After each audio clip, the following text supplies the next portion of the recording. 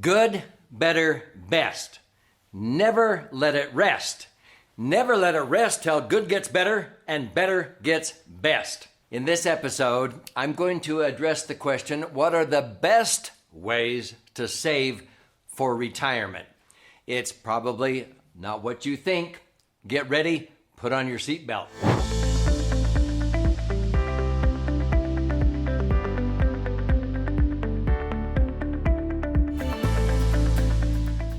So my name's Doug Andrew, and I've been a financial strategist and a retirement planning specialist now for north of 48 years, helping people all over America and frankly in many parts of the world prepare for a comfortable retirement so that they will not outlive their money. I have discovered that there are three big dangers that cause most retirees to outlive their money in retirement: taxes, inflation, and market volatility. So the strategies that I would employ for my clients were designed to eliminate those three dangers. Now, my favorite vehicle to accumulate, access, and transfer money tax-free is what I call the LASER fund.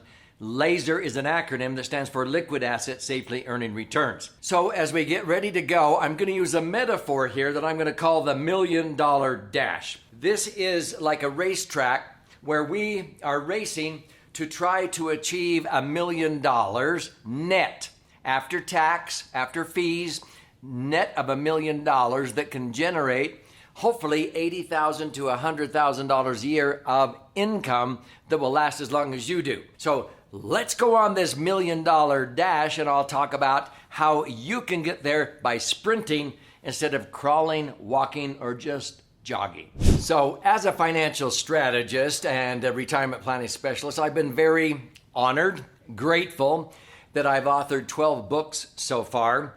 I've spoken all across America, and I've written a lot of articles that have been published in major newspapers throughout the country. This particular article was read and printed several hundred times. It was titled Retirement Savings Alternatives, and this is where I would use this metaphor of running this $1 million dash. And there are ways that people crawl, okay? They walk, they jog with the wind at the back at the beginning or the end of the race. But I would recommend you sprint towards the finish line. So let me give you the nitty-gritty of what this article was talking about. And I'm going to use this illustration here on the screen. There are 4 phases of retirement planning. The contribution phase, where we contribute money towards usually savings accounts like maybe IRAs and 401ks, is the typical repository for a lot of Americans. There's the accumulation phase, where it's hopefully growing with interest or dividends. Unfortunately, a lot of people don't accumulate the money very fast because maybe their IRA is at a bank earning less than 1%. But then there's the distribution phase, and that's where you're going to start taking income out or distributions. And then there is the transfer phase. What's that? Well, a lot of people end up leaving behind something when they die that would have sustained them had they lived longer. And oftentimes, people don't realize the worst place to leave money when you die is in an IRA or 401k. Most savvy CPAs will agree with me on that. So a lot of times we ask people, what are the most important phases here, or what is the most important phase? And a lot of times they'll say, well, accumulation, or they may say the distribution. Yeah, it really has to do with what are you doing this for? What is the end goal? The end goal is to have income that will last as long as you do. Let's go through 5 different savings alternatives in America, and we're going to analyze it in all 4 of these columns to see which ones are poor, fair, good, better, or best. Are you with me? So here we go. The first type of investment is the most common in America, and it's the worst place to save money. It is what we call taxed as earned investments. This would be money typically in banks, credit unions, or maybe even mutual funds. But what's happening is you're crawling around this racetrack. Why? Because you're contributing after-tax dollars. You're earning money, you're paying tax on that, and then you're taking after-tax dollars and you're putting it into a bank or a credit union or a mutual fund, and guess what? You're being taxed as it accumulates on the interest and the dividends every year on your 1040 tax return. This is not smart. And yet many Americans do this way more than they should. And then anytime you start taking out distributions, you're taxed on any of the gain or the capital gains that you haven't realized. And when you die, anything you leave behind is possibly taxed as you transfer it, especially to non-spousal heirs. Tax, tax, tax, tax in all four phases.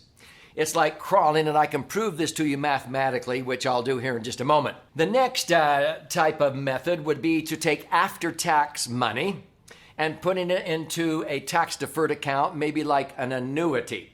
This is where you're taking after-tax dollars, you're putting it into an account where it's tax-deferred, but if you start taking money out of that, it's now taxable, and it's taxable LIFO. That means last in, first out. That means that if you put $500,000 into an annuity, and let's say it's earning 10%, which most don't earn, theoretically, you should be able to pull out $50,000 a year without depleting principal. Well, that $50,000 is the last money you're earning, the interest according to the IRS, and it's 100% taxable. That's LIFO, last in, first out. This is the worst way to be able to save after-tax dollars besides this one that you pay tax on all the time. This one's only tax deferred. As soon as you start accessing the money, it's taxable LIFO, and when you transfer it, there's only one green circle, so to speak, okay? That's like walking around the racetrack mathematically. Now, you're probably familiar with accounts like IRAs and 401ks. When IRAs and 401ks were first introduced, the original premise was, get a tax break on the contribution, be able to deduct it or put in pre-tax dollars during the contribution phase, accumulate that money tax deferred, and then when you retire, you'll pay tax because you'll be in a lower bracket. Well, that has not been true or axiomatic for more than 30 years now. Most people who save very much money are not in lower tax brackets when they retire because usually they've been killing their deductions along the way. And if you accumulate any type of a respectable retirement nest egg, you will not be in a lower bracket. So let me show this to you mathematically before I illustrate that. If we took $1 and we doubled that dollar 20 times, okay? So $1 doubles to $2, and then 2 doubles to 4, 8, 16, 32. After 20 periods, it'll be worth $1,048,000. That's what it would be worth if it was tax-free, the way I like to accumulate my money. But if you were to pay tax as you go, taxed as earned, the crawling around the racetrack method, in a 25% bracket over here, you put $1 in, it doubles to $2, you pay tax of 25%. 25 cents, you have $1.75. That doubles to $3.50, you pay tax on that. Guess what? You'll only have $72,000 instead of $1 million at the end of the same 20 periods. That's in a 25% bracket. Many people in America pay about a third in taxes between federal and state tax. In a 33% bracket, you'll only have 2.7% of $1 million, 27,000. That's why I say it's like crawling around the racetrack.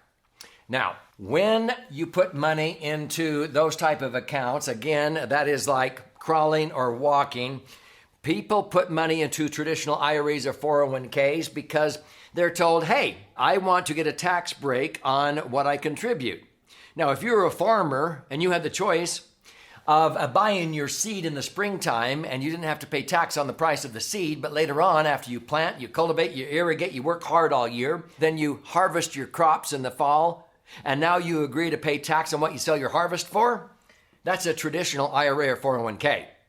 When I ask people, would you rather have a tax break on the seed and have to then pay tax when you sell your harvest, or would you rather just pay tax on the price of the seed and enjoy the harvest without tax?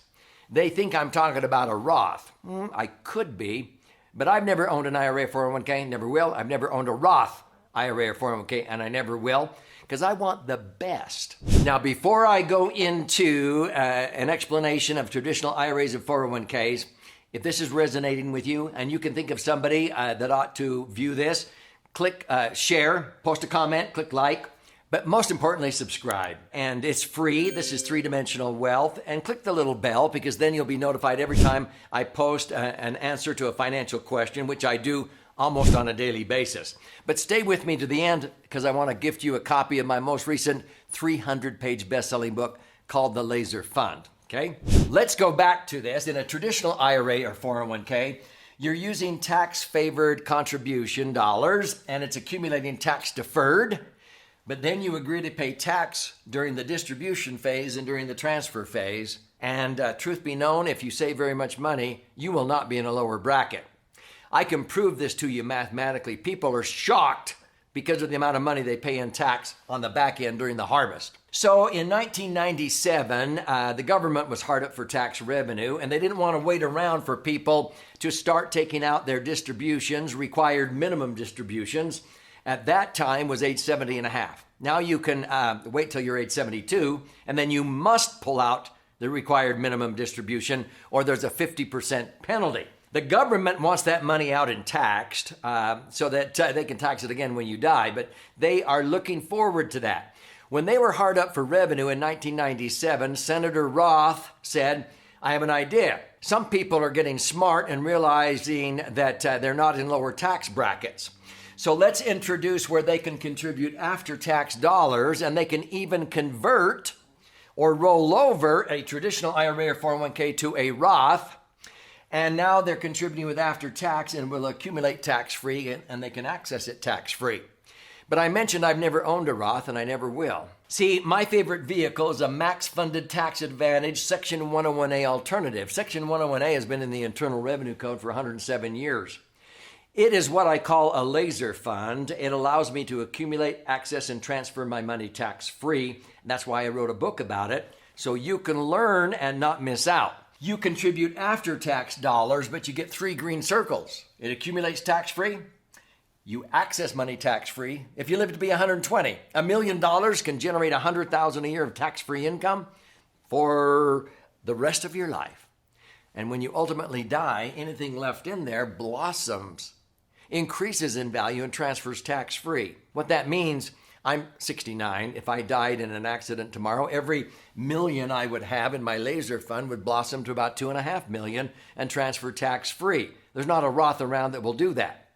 So this has 3 green circles. Now, in my books, I actually show people how to have their cake and eat it too. I won't go into that in detail. You can study it in my gift I'm going to give you. But this is 4 green circles. I can show you how to resurrect or maintain the best tax deductions on the front end indirectly and still accumulate your money tax-free, access it tax-free, and when you die, it blossoms and transfers tax-free. Here's the message. 3 green circles is better than 2, 1, or none. But here is maybe good. I used to say traditional IRAs or 401ks are a good way to go. Now, I think they're a far cry from that. Roths were better, but frankly, 3 green circles is better than 2. That's why I choose this one, because of the tax-free transfer. But 4 green circles is best. Good, better, best. Never let it rest. Never let it rest till good gets better and better gets best. That's my motto. So folks, if you want to learn how you can do this, I would recommend you study this book. To claim your free copy, simply go to laserfund.com, L-A-S-E-R fund.com. You contribute a nominal amount towards the shipping and handling, and I'll cover the rest of that. Now, this is actually 2 books in one. Let me explain. This white-covered side is about 200 pages, 14 chapters with all kinds of charts and graphs and explanations for the left brain learner. If you're a right brain learner, you learn by stories and examples. You flip it over. This is 100 pages, 12 chapters with 62 actual client stories so that you can learn how to diversify and create the foundation for a tax-free retirement by listening, watching, learning about other people who have done this. So claim your free copy of the Laser Fund. I'll fire out a copy to you, and there's also options there to listen and learn and watch and learn, even an 18-hour masterclass on how you can implement these strategies. Here's to your brighter future.